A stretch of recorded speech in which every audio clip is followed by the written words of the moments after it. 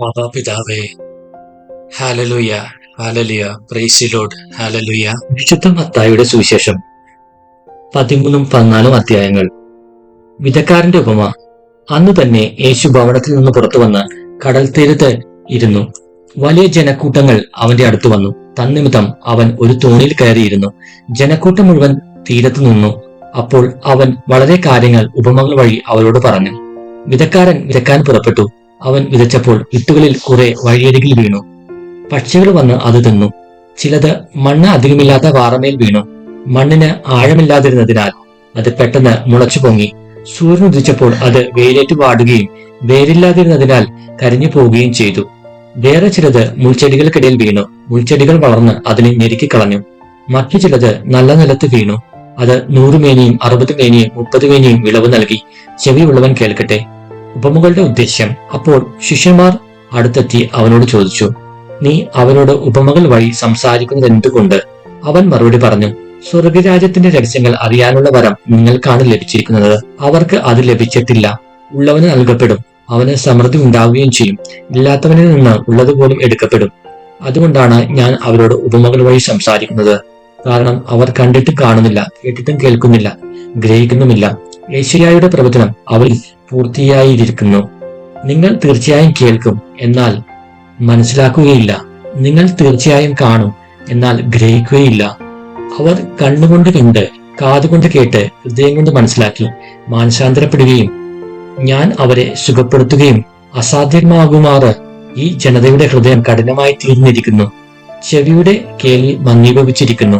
കണ്ണ് അവർ അടച്ചു കളഞ്ഞിരിക്കുന്നു. നിങ്ങളുടെ കണ്ണുകൾ ഭാഗ്യമുള്ളവ, എന്തെന്നാൽ അവ കാണുന്നു. നിങ്ങളുടെ കാതുകൾ ഭാഗ്യമുള്ളവ, എന്തെന്നാൽ അവ കേൾക്കുന്നു. സത്യമായി ഞാൻ നിങ്ങളോട് പറയുന്നു, അനേകം പ്രവാചകന്മാരും നീതിമാന്മാരും നിങ്ങൾ കാണുന്നവ കാണാൻ ആഗ്രഹിച്ചു, എങ്കിലും കണ്ടില്ല. നിങ്ങൾ കേൾക്കുന്നവ കേൾക്കാൻ ആഗ്രഹിച്ചു, എങ്കിലും കേട്ടില്ല. വിതക്കാരന്റെ ഉപമ വിശദീകരിക്കുന്നു. അതിനാൽ വിതക്കാരന്റെ ഉപമ നിങ്ങൾ കേട്ടുകൊള്ളുവിൻ.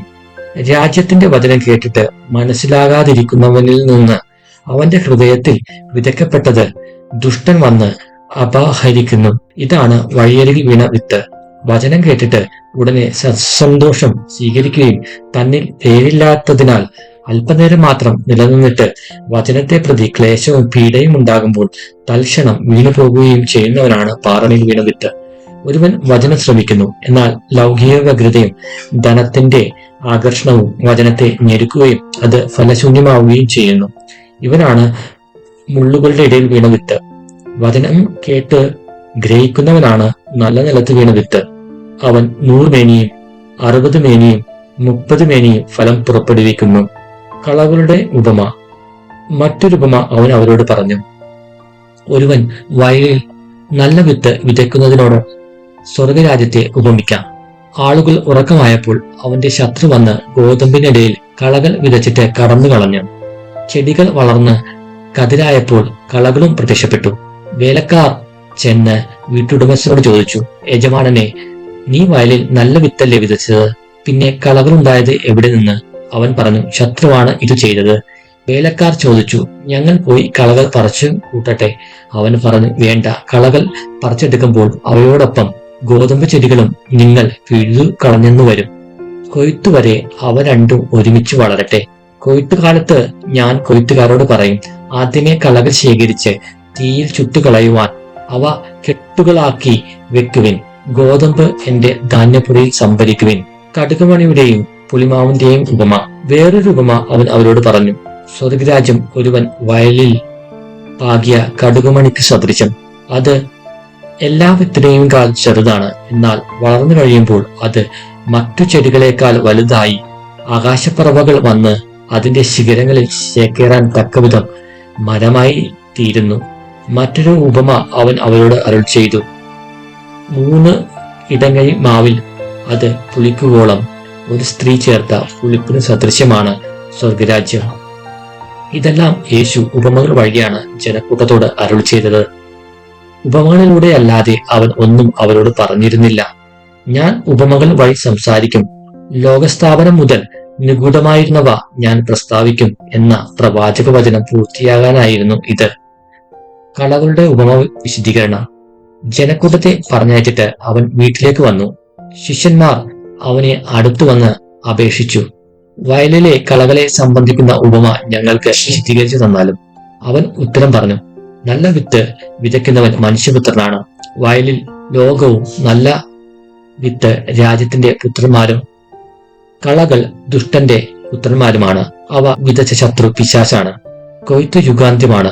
കൊയ്ത്തുകാർ ദൈവദൂതന്മാരും. കളകൾ ശേഖരിച്ച് അഗ്നിക്കിരയാക്കുന്നത് എങ്ങനെയോ അങ്ങനെ തന്നെ യുഗാന്ത്യത്തിലും സംഭവിക്കും. മനുഷ്യപുത്രൻ തന്റെ ദൂതന്മാരെ അയക്കുകയും അവർ അവന്റെ രാജ്യത്തു നിന്ന് എല്ലാ പാപഹേതുക്കളെയും തിന്മ പ്രവർത്തിക്കുന്നവരെയും ഒരുമിച്ച് കൂട്ടി അഗ്നികുണ്ഡത്തിലേക്ക് എറിയുകയും ചെയ്യും. അവിടെ വിലാപവും പല്ലുകടിയുമായിരിക്കും. അപ്പോൾ നീതിമാന്മാർ തങ്ങളുടെ പിതാവിന്റെ രാജ്യത്തിൽ സൂര്യനെ പോലെ പ്രശോഭിക്കും. ചെവിയുള്ളവൻ കേൾക്കട്ടെ. നിധിയുടെയും രത്നത്തിന്റെയും വലയുടെയും ഉപമകൾ. സ്വർഗരാജ്യം വയലിൽ ഒളിപ്പിച്ചു വച്ചിരിക്കുന്ന നിധിക്ക് തുല്യം. അത് കണ്ടെത്തുന്നവൻ അത് മറച്ചു വെക്കുകയും സന്തോഷത്തോടെ പോയി തനിക്കുള്ളതെല്ലാം വിറ്റ് ആ വയൽ വാങ്ങുകയും ചെയ്യുന്നു. വീണ്ടും സ്വർഗരാജ്യം നല്ല രത്നങ്ങൾ തേടുന്ന വ്യാപാരിക്ക് തുല്യം.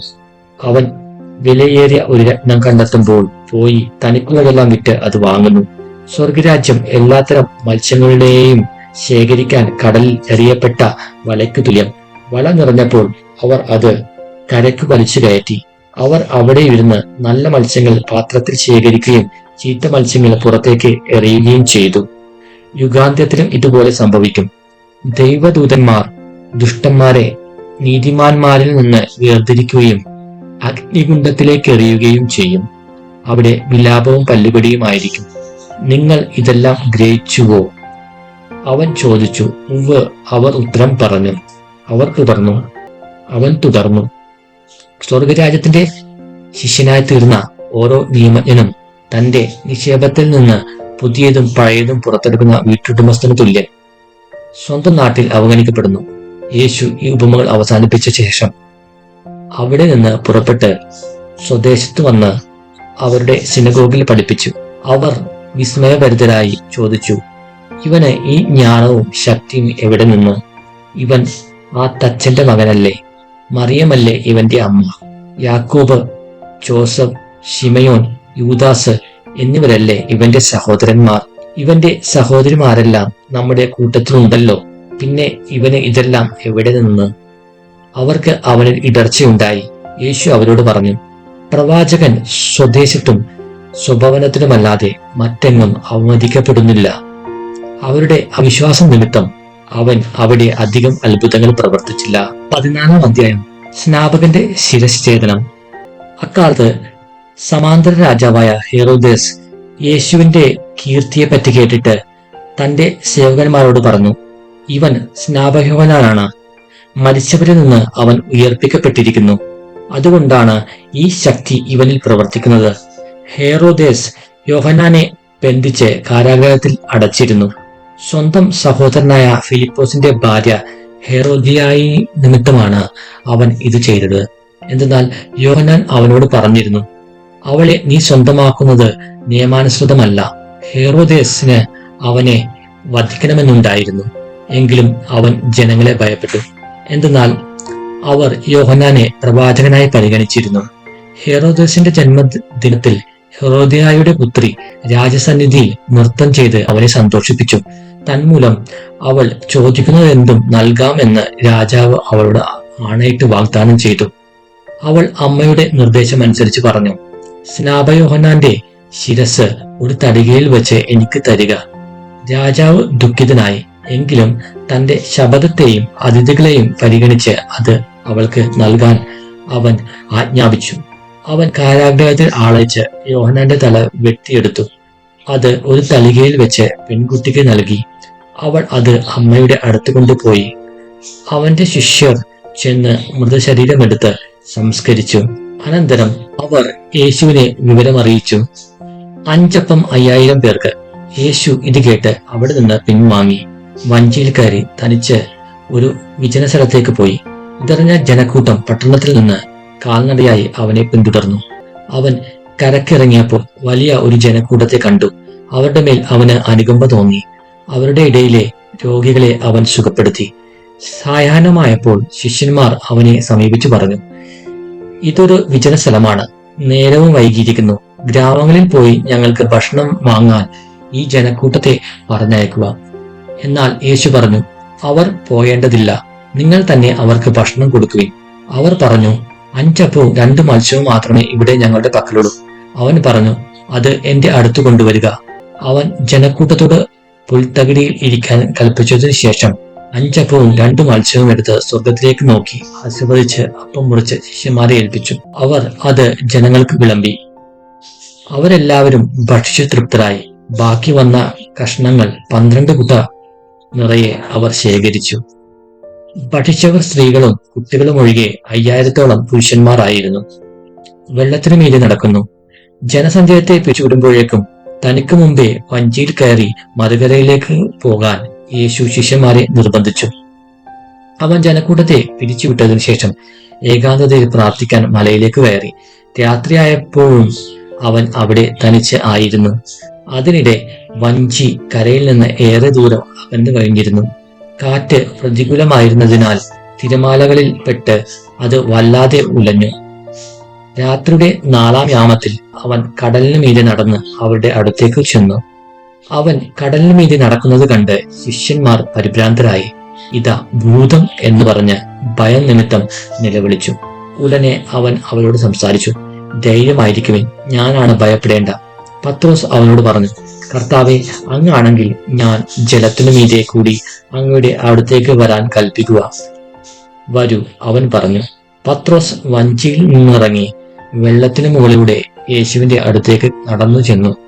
എന്നാൽ കാറ്റ് ആഞ്ഞടിക്കുന്നത് കണ്ട് അവൻ ഭയന്നു. ജലത്തിൽ മുങ്ങിത്താഴാൻ തുടങ്ങിയപ്പോൾ അവൻ നിലവിളിച്ചു പറഞ്ഞു, കർത്താവെ, രക്ഷിക്കണമേ. ഉടനെ യേശു കൈനീട്ടി അവനെ പിടിച്ചുകൊണ്ട് പറഞ്ഞു, അല്പവിശ്വാസി, നീ സംശയിച്ചതെന്ത്? അവർ വഞ്ചിയിൽ കയറിയപ്പോൾ കാറ്റ് ശമിച്ചു. വഞ്ചിയിലുണ്ടായിരുന്നവർ അവനെ ആരാധിച്ചുകൊണ്ട്, സത്യമായും നീ ദൈവപുത്രനാണ് എന്ന് പറഞ്ഞു. ഗനേസരത്തിലെ അത്ഭുതങ്ങൾ. അവർ കടൽ കടന്ന് ഗനേസരത്തിലെത്തി. അവിടുത്തെ ജനങ്ങൾ അവനെ തിരിച്ചറിഞ്ഞ് ചുറ്റുമുള്ള നാട്ടിലെല്ലാം ആളയച്ച് സകല രോഗികളെയും അവന്റെ അടുത്തു കൊണ്ടുവന്നു. അവന്റെ വസ്ത്രത്തിന്റെ വിളിമ്പിൽ ഒന്ന് തൊടാനെങ്കിലും അനുവദിക്കണമെന്ന് അവർ അവനോട് അപേക്ഷിച്ചു.